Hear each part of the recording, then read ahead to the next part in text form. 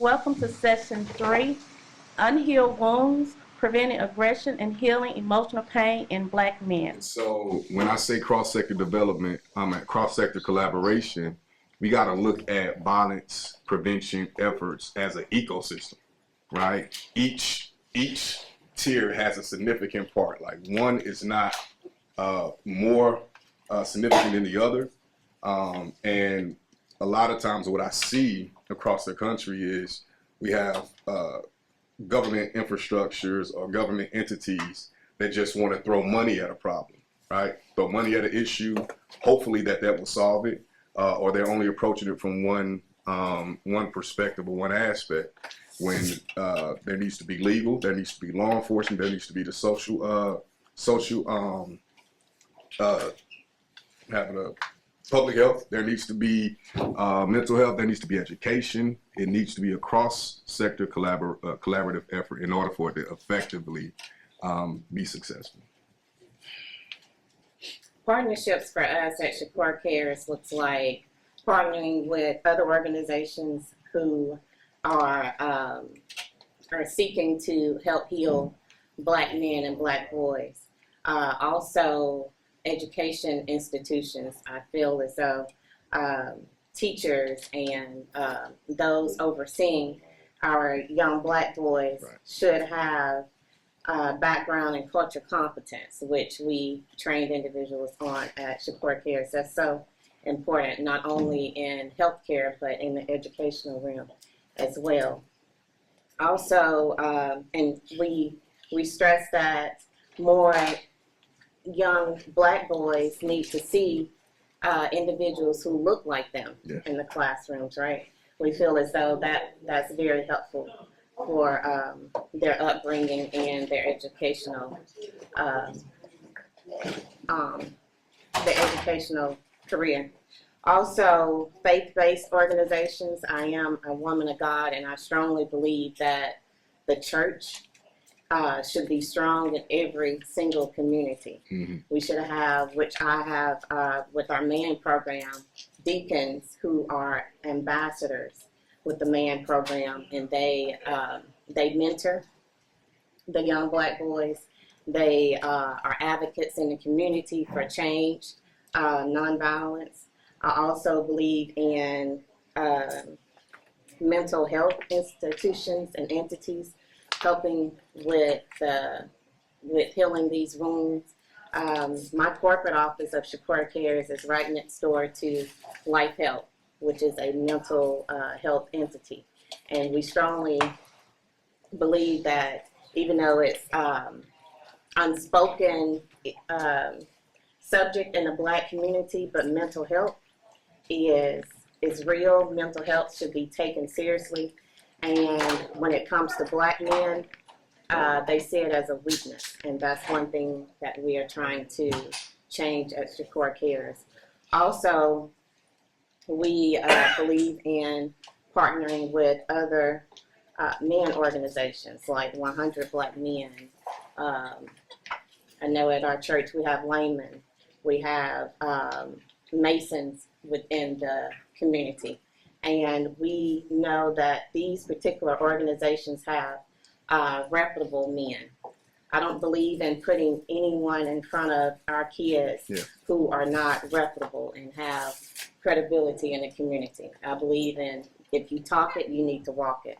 I know everyone's not perfect, but if these, I know a lot of times men don't understand why children don't listen to them. It's because you're telling them something, but at the same time, they seem to be doing the opposite. And so that's about respect, that's about credibility, and being reputable. And so those are just some of the partnerships that we strive to have at Shakur Cares. Thank you. Next question. In what ways do HVIPs confront systematic issues like racism, poverty, and a lack of opportunity as part of their intervention strategy? So, does everybody know what an HVIP is? No. Okay, so an HVIP is a hospital-based violence intervention program, right? And when it comes to violence prevention from a national standpoint, HVIPs have been probably the most successful framework in preventing violence, right? They've been around since, I want to say, the early to mid 90s, primarily in the Northeast region, just because they've always been more progressive when it comes to addressing these types of issues than in the South, right? And so Mobile, Alabama has stood up its first hospital-based violence intervention program called Healing and Life Opportunities. It was a collaboration between the Mobile County Health Department, the City of Mobile, and the USA Health System, which is the only level 1 trauma center on the Gulf Coast region. And so we get patients from Mississippi, Florida, Central Alabama, the Gulf Coast, all along the Gulf Coast, right? And so we have a wide range of patients that we deal with. And so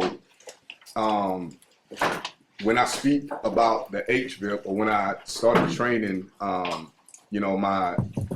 team, one of the things we discussed was the cycle of violence, right? And a lot of people discuss the cycle of violence, particularly in reference to domestic violence, right?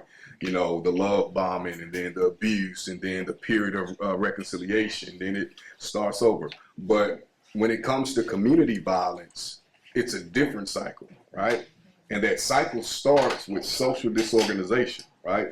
And so when we think about social disorganization, and you look at the historically marginalized, the marginalized communities, it's riddled with social disorganization because we don't get enough resources in our communities, nor do we get enough assistance to build our communities up. A lot of the individuals that live in the communities, particularly like where my grandmother lived in San Antonio, Texas, when we go back now, all the houses have already been bought by outside investors. So they're all rental properties. And so when we don't own the block, we have individuals that come in and rent for a year or two, they leave. There's no real relationships that are built. And so that's when we talk about social disorganization, because the fabric of community is no longer present, right? And when we talk about that fabric, it's, in other words, it's that village, right? We all helped each other to be better, right? I remember getting a whooping from 2 neighbors in San Antonio, it got so hot, right? We used to take eggs and throw them on the sidewalk and fry the eggs on the sidewalk. That's how hot it was, right? And my first neighbor saw us, and she was like, "I'm gonna tell your grandma that y'all out here throwing her eggs on the sidewalk." She popped me twice, and then we went out there and did it again. The other neighbor, he came out there and see, because he was cutting his grass, and he roughed us up. Then I got my noni got home, and I got a whooping again. So that's the village, because we don't have that no more. Why? Because we're afraid to talk to our kids now, right? We're afraid to communicate, right? We have parents that enable a lot of the behavior, right?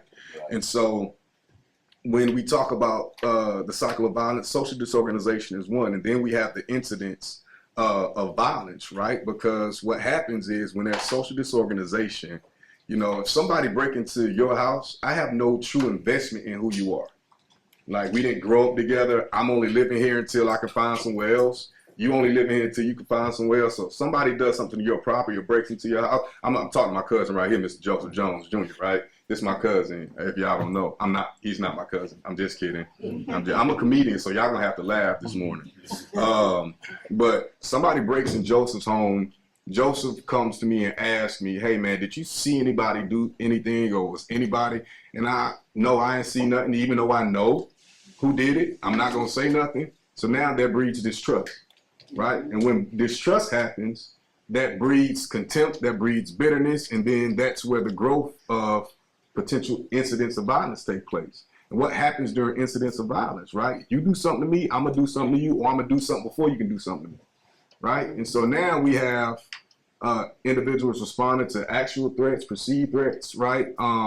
Taking the necessary precautions so that they don't feel like they will be a victim. And so from incidents of violence, you go into the trauma, the unresolved trauma that we experience, right? And this trauma goes back into what we talked about earlier. So this is the 3rd cycle. Then the 4th cycle is the fear and retaliation, right?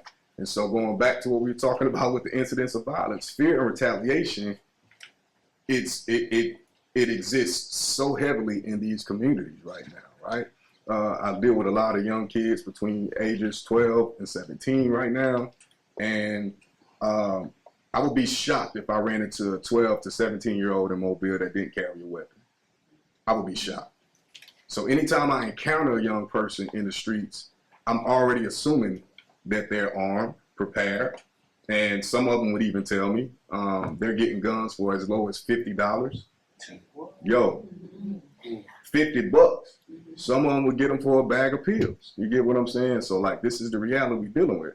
And so that fear of retaliation is rooted in, going back to what I said, I'm gonna get you before you get me, right? They had a trend on social media a couple years ago called the "Don't Get Caught Lacking" trend.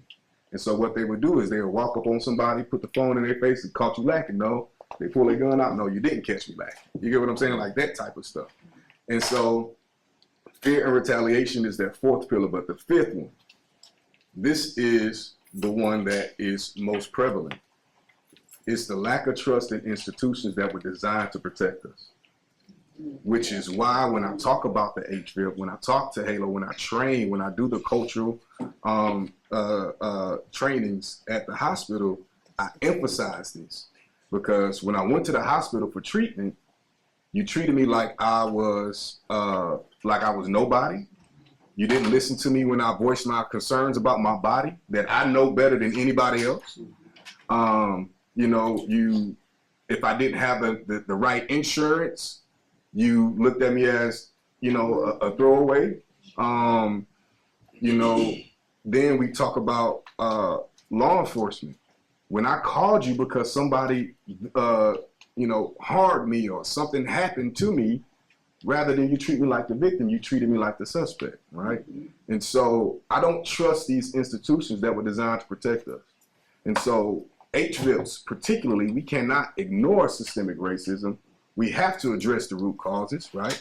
We have to be honest and upfront and admit our faults when it comes to this, and not just on, you know, the institutions, but then also us that continue to patronize these institutions, right?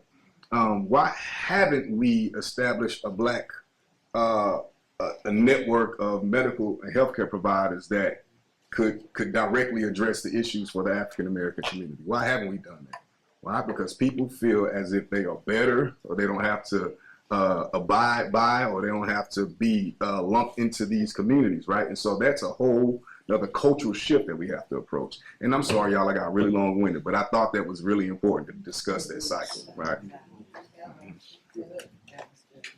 Mr. Jones brought up some great points, which HPIPs, I feel as though there are certain areas that need to be addressed. For one, trauma-informed admission screenings. Are they checking for substance abuse? Are they checking for mental health issues? Also, this ensures that care begins with an understanding of the social and structural determinants that disproportionately affect marginalized communities. Also, equity in discharge planning. Yes. What is the plan from here? Is there a continuity of care? Are they sent to specialists if needed? Are they given all the medications that they need? Also, cultural competence, and I can't stress that enough. In all of my note pointing, cultural competence comes up so much. These healthcare workers need to be trained. Yes.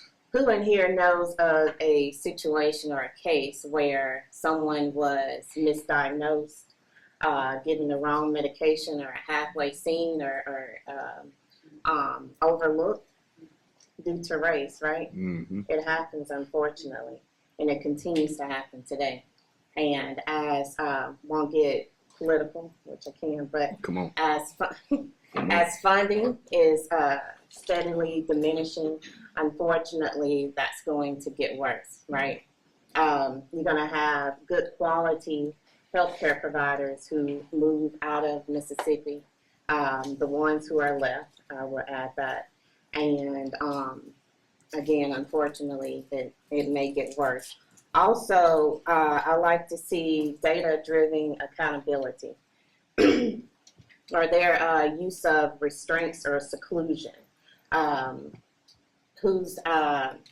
Is there an equity administrator or what have you in these healthcare entities who are ensuring that individuals are not overlooked or misdiagnosed or what have you due to their race? That's very important. Also, justice and social systems play a factor in with HBIPs. Legal and legal aid, reentry programs, all of that you have to take into account. And also, we have to admit and really let it soak in that racism does exist. In the Racism? healthcare. What's that? It feels. Unfortunately, it does.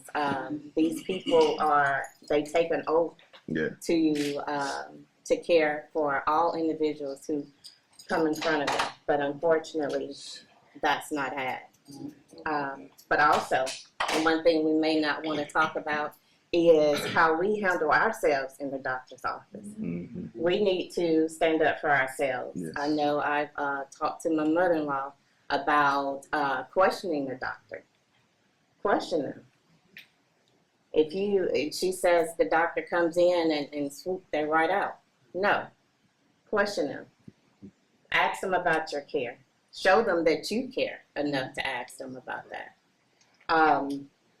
Ask the right questions. Show up on time. Care about your care and get the care that's needed. So there are so many different issues in this particular subject. I know we have so many more to discuss, but these are just some of the barriers and the issues with those HBIPs. Thank you so much. So we were talking about barriers in the different organizations and how they can support. So how can we build trust among Black men that's been impacted by violence? Trust is built in moments, but it's earned over time. That's consistency, right? These youth, specifically these youth, y'all, and I'm telling y'all, these kids are wise beyond their years. They're 13, forced to be 30. And so they can see straight through the BS immediately, right? And so authentic and genuine interaction is key, right? And consistency. You can't show, like, everything in their life has been inconsistent, you know, from teachers to mentors that come just once a week to the school that talk to 16 other boys, right? You know, and I'm a member of the 100 Black Men, and this is one of the things that that I bring up a lot in our meetings. Like, I like the idea that we go into the schools, you know, weekly and talk to youth, but I think we need to really take on a big brother, big sister approach where we adopt a young man or two young men, you know, and we spend some true quality time with these individuals, right? But consistency. And then what we have to understand and realize too is that our youth, right, they got these. And what is this? This is a mini computer that has all the answers to every question that you can think of, right? Now ChatGPT is, hey, it's a monster. AI taking over. If y'all haven't got used to AI, go ahead and integrate it into your life because it's taking over. It's not going nowhere. And these young folks know how to use it, right? And so I'm gonna use I have 3 daughters, Ava and Eva. They're twins. They just started 6th grade. Y'all pray for me.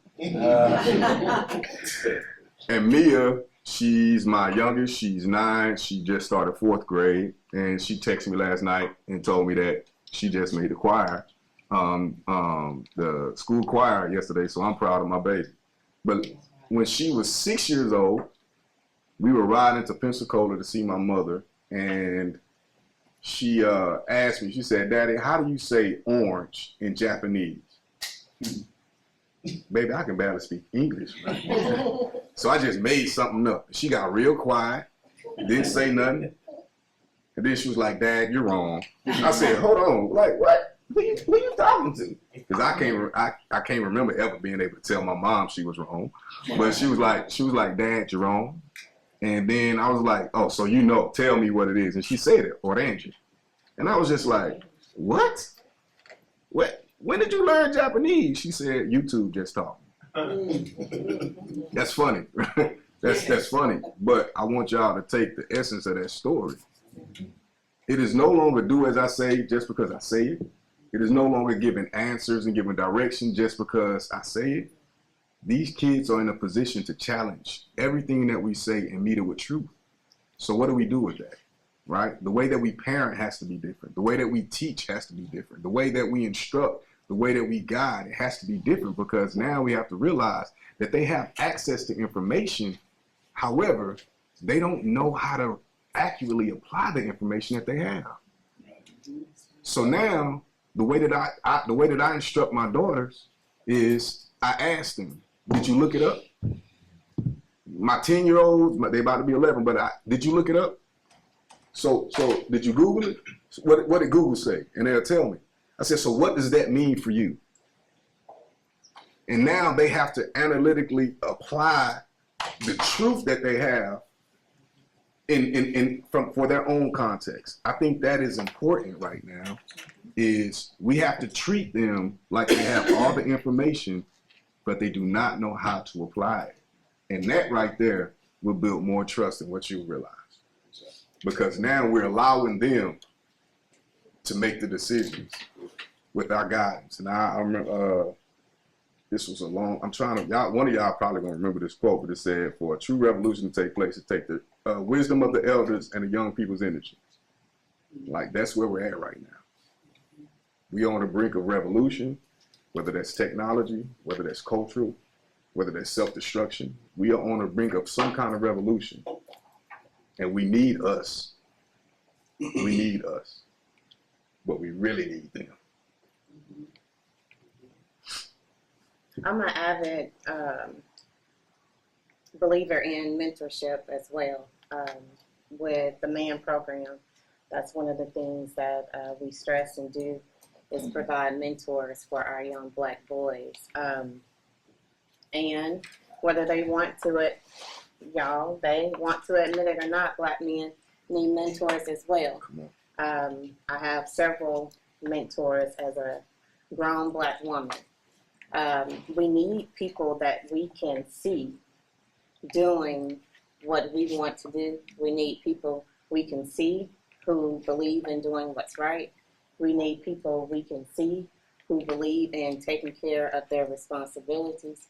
We need people who we can see who care about us and are there for us. We need intimate settings.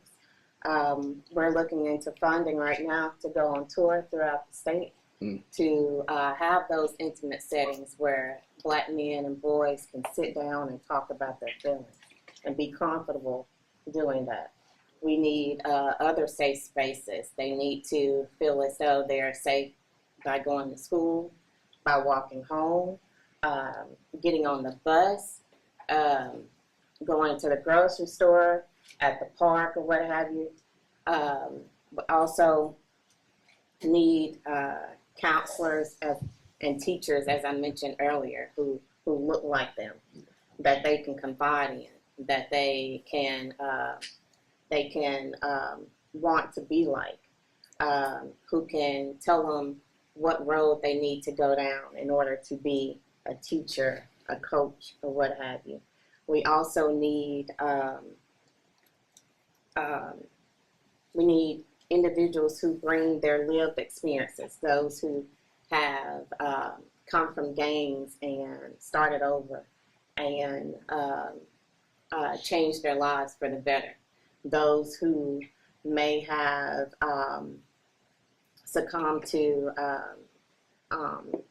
who may have battled with substance abuse, who were able to get clean and come out of it and to live a better life. We need those who have had so many different traumas that Black boys and men face that can stand directly in front of that black boy, the other black boy or black man, and tell him, I know where you've been. I know how this feels. And this is what I did to get out of it. Let me help you get out of it. And we also, like Mr. Jones mentioned, consistency. And as I mentioned, you have to walk it like you talk it, because these kids are smart, and they will not. It's a lot of respect that's not given already, but they definitely don't respect those who tell them one thing and turn around and they're doing the opposite. So those are definitely needed within our community. I wanted to touch on something. Is it Miss Brown? What was the last name? Mine? I just gave her a last name, y'all. Yeah, It just- because I'm black. Black and brown collective. It's Miss Higgins, right? She said something, individuals with lived experience. My entire team right now for the HALO program, the Violence Intervention Specialists, are individuals we call credible messengers. These are people who have lived experience in the communities that they either been incarcerated, they've either been a victim of a gunshot wound, they've either perpetrated, violence.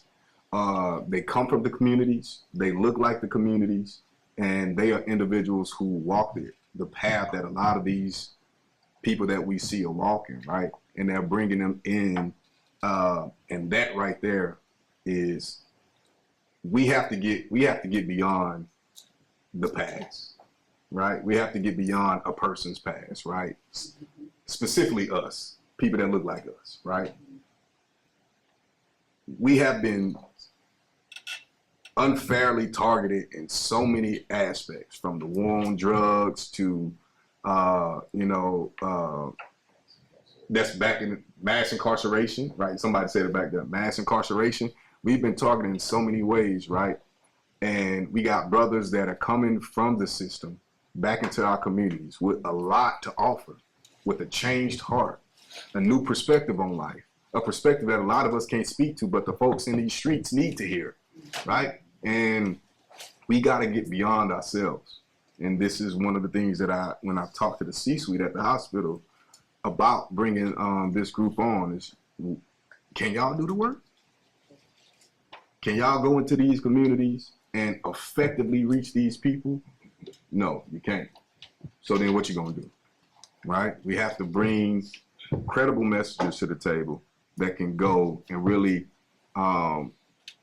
set feet in these communities and really start transformation. It has to take place, right? So that was another thing that I wanted to emphasize when she brought up the lived experience. But since we're talking about unhealed wounds, what are some effective strategies that we can teach regarding conflict resolution and de-escalation in stressful environments? You want to take that? Sure.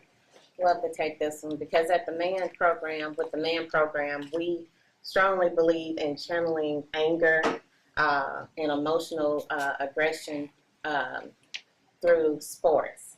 So we definitely feel as though a game of sports, outing activities help young black boys in particular channel their anger. I'm a strong believer in keeping kids involved, because that helps keep their minds off other things.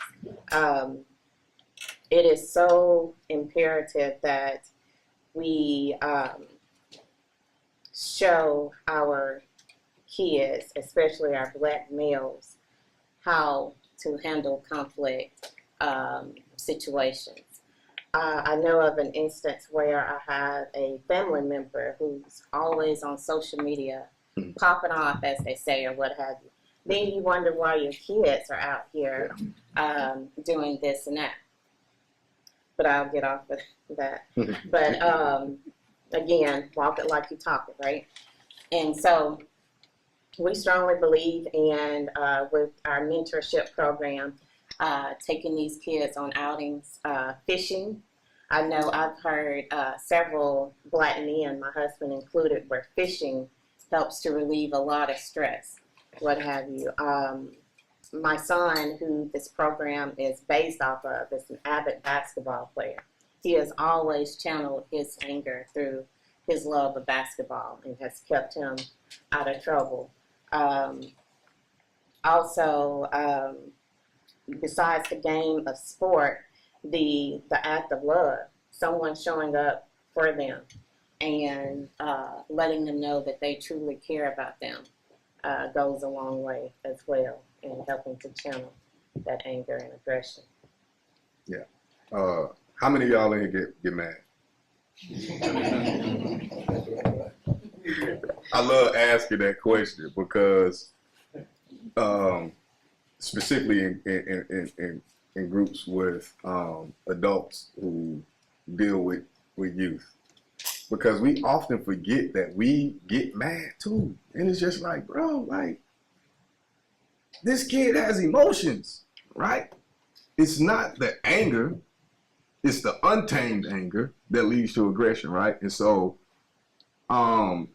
we have to get to a point to where we allow our youth to feel. But going back to what I said earlier, you know, what the Bible say? Be angry and sin not. Yeah, you feel what I'm saying? Like teaching them, you know, how to feel without allowing the feelings to take hold and take control, right? Excuse me. First, they need to understand what triggers them. Come on, man. That's one of the things we believe in intimate settings, is knowing your triggers. Yeah. Don't put yourself in that's one of, don't put yourself, if you know every time you go around, old boy right here, y'all wind up getting into it, brother, like, don't do it, man. Just don't do it, bro. But also, you know, I really struggle with anger growing up, and I got here yesterday and I had a conversation with one of my old college buddies from Alcorn, and he was like, man, like, when you go there tomorrow, make sure you tell him, I remember you at Alcorn, man. Like, and he brought up a couple instances, and I was just like, man, I forgot all about that, right? And it's just, I feel horrible because during that time frame, that's what a lot of people will remember me about, is the angry Josh, you know, that person who had so much built up trauma, unaddressed trauma, and didn't control it. But it wasn't until I gave my life to Christ in November 2009, right? And that's when things changed for me, right? I got involved in therapy, which I feel like every man in here, I don't care how young or how old you are, if you're not in therapy, you're doing yourself a disservice. And and even if there's nothing wrong, get in therapy. Just had a conversation. Because what you'll realize is that during this conversation, this expert over here will be able to point things out to you that you may not have even realized are really prohibiting you from moving forward, right? And that's one of the things that that has helped me. And so getting them involved in therapy early, but then also teaching them meditation. I do mindfulness meditation every morning. No exaggeration. I do mindfulness meditation every morning. And it has been transformational. I do it Okay. Gotcha. So for me, mindfulness meditation is I allow myself to sit and be present with me, right? Sometimes I do it in my backyard. Sometimes I do it in my office. Sometimes I do it when I'm just laying in the bed before I get out of bed. And I allow myself to be present with me. I allow myself to wrestle with whatever feelings of inadequacy that I'm dealing with, feelings of frustration, trying to really dissect where they're coming from, what's causing them, and then, you know, allowing myself to release that, right? Like, it's important. I'm gonna tell y'all a quick story. I got time for a quick story? Quick story. Then we're gonna open up for questions. Okay, quick story. It's a five chapter biography, right? One morning I decided to get up, take a walk down the street. I got down the street, took a left, And I walked down the street that I never walked down. It had a hole in the middle. It had the construction stuff. They had a big old hole in the middle of the street.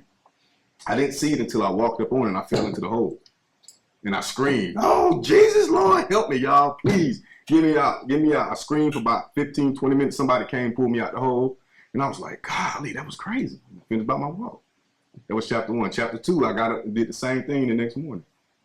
I decided to go for a walk. I went down the same street. They still had the hole there. The construction was there. I fell in it. But this time, I screamed a little bit. And somebody helped me out. But I got out. And I was just like, man, I knew that hole was there, but I did it anyway. That was chapter 2. Chapter 3, I woke up and did the same thing. Went down the same street, fell in the same hole, got mad at myself, climbed out the hole, and finished my walk. That was chapter 4. Chapter 3. Chapter 4, I woke up, decided to go down the same street, saw the hole, walked around the hole, kept going. Chapter 5, I got up and I walked down a different street. That's the story of mindfulness. That is the picture of mindfulness. Realizing that a lot of the issues that I'm dealing with right now, they start here. They start here. And that's the point in which we need to start addressing them. Making different decisions, making different choices, wrestling with them, sitting with them. And that's exactly what I teach my young people right now. You know, my daughters, what are you feeling and why are you feeling that way? Don't come out the room until you can tell me why you are feeling that way. And that's important. Maybe we need to do that to ourselves. Don't come out this room until I can tell myself why I'm feeling this way. What's causing me? What has triggered me? And I think that's important, right? Yeah, what is important, I think, are those mindfulness practices Yes. that you were speaking of. I know every morning I have what's called time alone with God, but I do take time for myself to meditate and be one with myself and my thoughts and what I want my day to be like. Sometimes you just have to talk your way through, right? Come on, man. But Come on, with man, if I can briefly inform you, we have what's called the home to prison pipeline. Because we know a lot of issues start in the home. And these issues, unfortunately, lead to our black boys and men being incarcerated. Yeah. Just here in Mississippi, we have 70% of our black men in prison, incarcerated. That's great. That's alarming, that's tragic, and Systemic. yes, and with your help, I have cards, but we can change it. I'm a woman of faith. Prayer changes things, right? Come on now. Thank you both. So we want to open it up for the audience. Any questions? I don't have a question, but I think that when we're dealing with black men, black women play a big role in the aggression that's there. And when they go into different situations, and they encounter black women, and especially in small communities like we are here in Jackson, those people already know something about this child's background or whatever, and we then a lot of times as black women, we show and express our anger to that child because of something that we knew about their parents. In small communities, we know the history of the parent, and so we're angry about that, and we express that to the child. And there you go, the cycle is already there, and we're not helpful to each other. Black people have a tendency to not be helpful to each other, and black women do it a lot because we are we're the receptionist at the doctor's office, at the driver's license place, and when black men come in, we treat them horribly. And so they have that perception then about black women, and that anger builds over time because black women are not, we just don't portray ourselves as caregivers or trustworthy when we're in positions. I just hear a lot of trauma. like trauma on both sides. Right, right. As a black woman, that's what I wanted to say. You have to know how to approach us as well, right? And how to handle us. But one conversation that needs to be had is that our trauma, our aggression, our competitiveness that you spoke of, I think that goes all the way back to slavery. Yes. Who wanted to be in the house with the massa, right? I mean, backstabbing. All of that was going on. And then the aggression from being hit and abused all those years. Yeah. That's genetic based. Yeah. I don't care what anyone said. We need a conversation on that too. You want to moderate that? This is more of a statement, just like you said, getting therapy. I spent probably 35 years being diabetic. I had a double transplant in 22, no longer diabetic, but I ended up on dialysis while I was diabetic as well. Not a diabetic anymore, and I'm on dialysis, and it's been going on almost 3 years. But during that time, therapy is the only reason, and God, of course, is really the only reason that I'm still here. Because being a young black man, going through, seeing everything, coming from the streets, trying to be like everybody else, that was tough, especially with my health that was going on. Now that I have my surgery and stuff like that, I'm still going through trauma because I just lost my mom right before Christmas last year. You know, so that all that stuff that she's taught me, everything that I've seen plays a part. That's the reason why now I give back to the young men, our Civil Baby Club, which I got to actually go to in about 15 minutes. Giving back to them, trying to show them the right way, let them know you can come through anything, but you got to work, you got to have faith, and you just got to understand that what y'all seeing on your phone, what y'all seeing on TikTok, that's not real life. If you try to do it, you're going to end up in two places, jail or the grave. And some of my young men that we had yesterday, I was talking to them when I say all of them put their cell phones down. That was the first time, I think it was probably a month, I had everybody put their cell phones down to actually understand where men, grown men were coming from talking to them. So, because everything is real, men do need that as well as women. But men do need that. Thank you. Any other questions? Right here in the back. Yeah. It's kind of a piggyback type deal off of this therapy. I heard you say you have a personal thing where you do a tag, you Yes, talk sir. with God. I heard you say you do a motivation type of a thing every morning, meditation, I'm sorry. And I have some personal things that I do, you know, prayer and some other things. But I guess I'm trying to say, I heard you guys say that every man needs some type of therapy. That leads me to my question. Is there a such thing as self-therapy?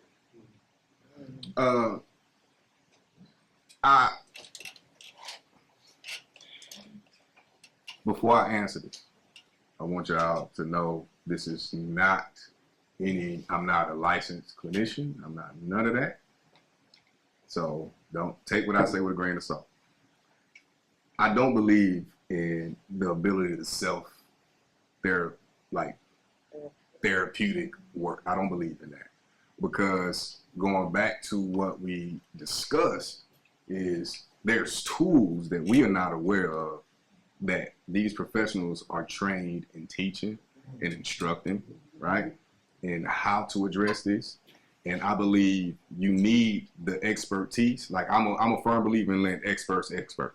You know what I'm saying? When I go into the clinic, my wife's a family medicine physician. So when I get home and I ask her something, I'm not asking you as my wife. I need to know as the family medicine doctor, why is my knee clicking like that? I need to know. Don't tell me don't do it. I need to know. So, but I believe in letting experts expert. But I left out the point, y'all. I also heard you guys say that, well, correct me if I'm wrong, didn't I hear someone say no one knows himself better than That is themselves? true. That is true. So, May I So- add? if you're in tune with yourself and, you know, you seek instructional knowledge and spiritual knowledge and other and counseling from individuals and listening. Is there a such thing as self-therapy? Yeah, I was about to say she is so. I wouldn't mind answer that question. So I do have people come into therapy saying, well, why come to therapy? I mean, I can fix my own problems, right? And it's just like this. You have a car. Many of us have vehicles, right? A car break down, right? You use different tools to fix that part. Therapy is one of those tools. And whether sometimes people say, well, I use just ChatGPT is my therapy. It's only a tool because, like Mr. Jones said, we as a profession, we help to guide you, help you see a different perspective. And so, yes, I tell people, you are the person, you know about yourself more than anything, but also giving someone to help you see a different perspective, different light, how you look at something a little bit different, even give you more in detail of how you can grow and develop and see something different. So I get you on that. But on the flip side too, now then I'm gonna be through. okay. A person might not be a licensed mechanic, but I might have a set of tools. I might know how to turn them to fix my own car. But you and have to get the accomplish the goal. You do. You could mess it up. You do, but you have the tools, and therapy is And I like will the tell tools. you, go ahead. We got a question over here. I think the gentleman in the corner. Oh, sorry. Yeah. No, I'm just going to comment. I am a licensed Oh, not, I'm therapist. sorry. And a lot of times in the work, and I work predominantly with Black African American males. The client always comes with their own tools. They just need the validation to use those tools to help themselves. No, I take that. And even with, okay, I may have 5 tools in my toolbox, but help me understand which tool is appropriate at this particular time. I'll take that. Thank you. Because a lot of the work is done with the client, right? We can tell you what to do, but if you do it and it doesn't work, and you still have to modify your regimen, just like a physical doctor. You may have a medicine that's not working for you anymore. You have to change it up, right? So just allowing yourself to trust yourself, to be vulnerable enough to say, hey, I need to work through this space, work through this time so that I can get forward. We got time for one more question, and You need to get a question from a female. You're taking all the questions from the man. can you make your question 30 seconds or less? Well, yes, and it's for both of our panelists. In your work at your agencies, and you may have therapists or other people who help support the work that you do, what tools or methods do you employ to address transgenerational trauma? And you spoke about it a little bit in terms of epigenetics, which is, the imprint of, trauma, which could go back to slavery, it could go back to, any trauma growing up. But when we're talking about transgenerational trauma, the adult male who's trying to be a parent, but because he has lacked the ability to address his own health behaviors or come up with coping mechanisms, that needs to be addressed before you can even get to the child within them who's still suffering from that trauma. So what kind of work do you all do in your agencies to address basically what I'm asking, transgenerational trauma, not just, being a mentor, because sometimes adults need mentors, as Ms. Higgins pointed out for herself. So this is more about what's going on in your organizations. Oh, well, like I said, I believe in let experts expert. And so what we do, we provide wraparound services. My people, they particularly do case management, but we partner with the local mental health organizations, Lifelines, Counseling, Alter Point, all of these mental health organizations that specialize in that. And we refer them there and they get the counseling, we follow up, and we just ensure that they are attending. So we allow the experts to do the heavy therapeutic work. Right, but I was just wondering, if it's your organization, what type of things do you see, or that, because you talked earlier about things that young Black males need, or males in general, and even from your history of, trying to deal with your own anger. what kind of tools beyond allowing the experts to experts, because sometimes it's really just a conversation. You know, Ms. Higgins talked about, you know, sports being an outlet for stress. So just, even if you provide therapy, what other type of programs do you have within your agency for those outlets to help young males deal with their anger and not, you know, impulsively use a gun or violence to address what they're angry about? Gotcha. Yeah. So we believe in, as mentioned before, finding the root cause, seeing what those triggers are. It may be lack of a father being in the home. It may be substance abuse. It may be gang related or what have you. And then we help them to find those resources, or even within our organization, those males who can help with that, or closely those lived experiences as well that they can confide in. Yeah. I know we ought to. I really want to hear what this gentleman in the corner got to Pass say. them out. Yeah.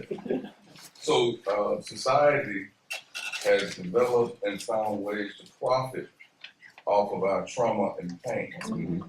So therefore, there's no incentive in society for us to heal. Mm. So I think we're dealing with symptoms more so than addressing the actual Indeed. issue. So what can we do beyond today to address these issues? What steps can we take when we go back to our various communities and the people we have influence on? What can we do to help change the narrative?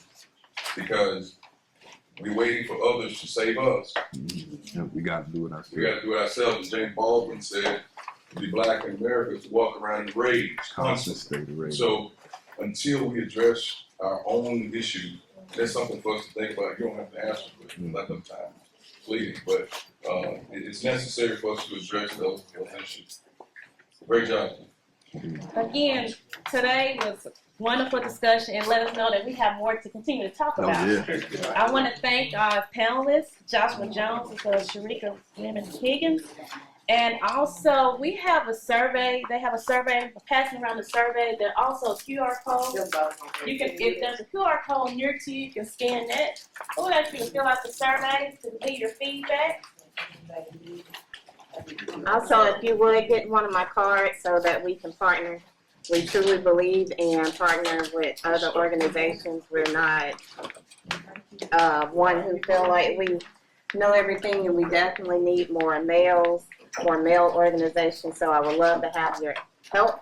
Women as well. I am a woman of a black boy, Come on, man. and that is why I have this program. So don't think as a woman you can't provide any type of services or comfort or even therapy to black boys and black men. Thank you all for being here.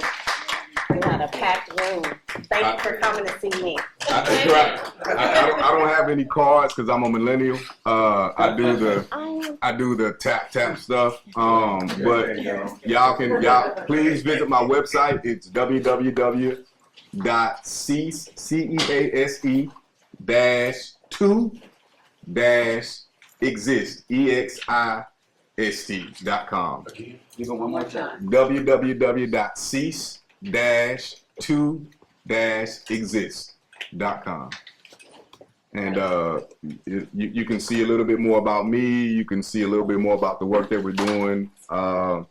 You know, and yeah, it's an interesting way we can communicate, connect. I speak all over the country, so y'all have events or anything that y'all want me to come speak and engage, you know, feel free, reach out, let's do it. But this was really great. Thank you so much.